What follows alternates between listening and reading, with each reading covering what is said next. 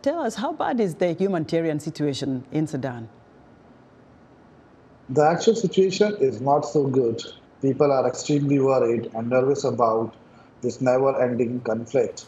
We are seeing three major challenges on the ground: a massive displacement, security and access to basic needs, and the third one is food security crisis and lack of employment opportunities. Mr. Haider, tell us what's happening to women. We hear of, sexual violence as well, targeted, beatings of women and children. What is their situation, the women, the children, and the elderly people in Sudan? Women, children, and elderly are hit the hardest. The UN estimates that approximately 5 million children in Darfur alone are at risk of being ethnically targeted.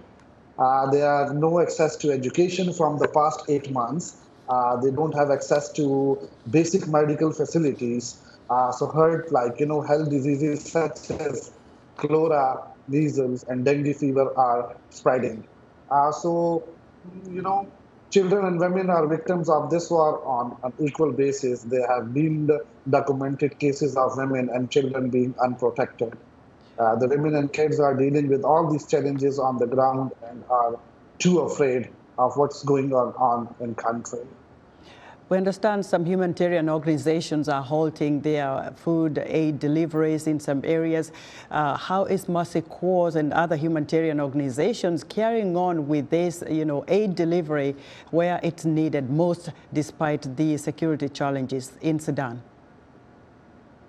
So, the basic challenge we need to understand here is that, protection of our aid workers. At this moment, it is extremely difficult of delivering the aid services in the conflict zones. However, Mercy Corps has been operating in the country since 2002, and after the crisis, we were able to resume our operations in Darfur, in Kordofan, and also in Gadaref state. We are reaching out to post this Wadmadni conflict. We were able to reach out to around 10,000 members of the IDPs during this week, and aiming to reach out to 20,000 through multi-purpose cash assistance program in Gadaref.